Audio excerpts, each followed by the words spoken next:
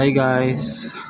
So, punta kaming Mamsha ngayon, Mamsha Beach. Kaso, nung ni-research ko siya, sabi sa website, free daw siya. Free, as in free. Maganda siya yung mga pictures, maganda yung Free lang pala. nakita namin. Free yung nakasulat. So, nung pagpunta namin dito, actually may bayad na pala siya. So, parang mahal din yung entrance kaya Hindi, Pinoy ito may-ari mo, kaya free. Free yun, hindi. Free. pre. Pre pala, hindi pala free. Yun, hindi kami nakapasok ng beach, hanggang labas lang. So, una namin ginawa, kumain na lang muna kami. Pero pakiramdam ko, dati free yun, kaya sinabi nung post na yun. Kung may mga nakita kong handrails sa tabi ng beach. Pero ngayon, yung mga handrails na yun, nandun pa rin. Pero may harang na siya. So, although sabi dun sa vlog, ano daw siya, only natural beach ng Abu Dhabi para magkaroon ng kita yung developer or yung owner ng land. Diba niya ng payment? Sabi pa nga nung chef na kinain na namin dito, nagmahal pa daw siya eh. Dati daw, hindi daw siya ganun kamahal. Ikot na lang kami siguro dito. Yeah, pakita ko lang sa inyo yung tsura ng beach kahit di kami makalapit. Then, parang high-end residence siya dito eh kasi katabi ng beach. Mga accommodations, hotels, like that. Basta pang mayaman siya. Pakita ko na lang sa inyo yung beach para makita nyo. Mamsha Beach.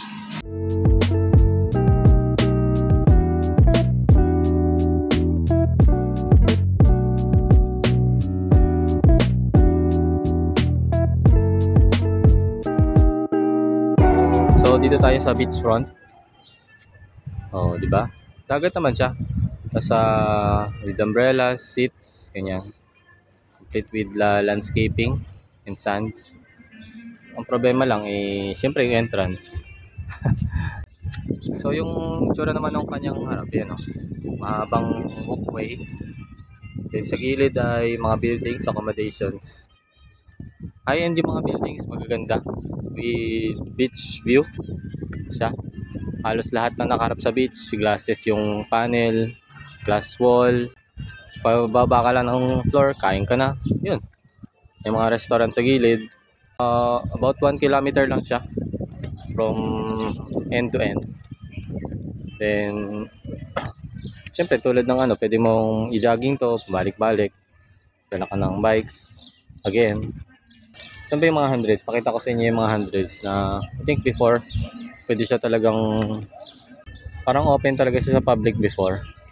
Hanap tayo ng handrails. Yung mga sinasabi ko na parang handrails siya dati. Na tingin ko entrance dati siya nung bagong open pa lang siya. You know, tiga may handrails siya. So, yung 2 steps maybe. Tapos ngayon, yan, meron na siyang harang. So, I think tama naman yung website na nakita ko. Kaso lang ay in-enclose na siya. So, kailangan mo na magbayad para makapasok. Guys, nandito na ako sa dulo ng Mamsha Beach. And until now, parang madami pa rin siyang ongoing construction sa sites. Look, power cranes. So, ongoing excavation sila or going construction sa kabilang bakod lang. So, yan yung dulo ng Mamsha Beach. Punta tayo dun sa kabilang dulo. So, bumili muna akong ice cream. Tcharan! Tcharan! Caramel.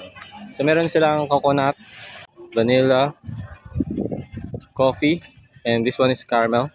There's another flavor but hindi na alam ko anong flavor yung isa.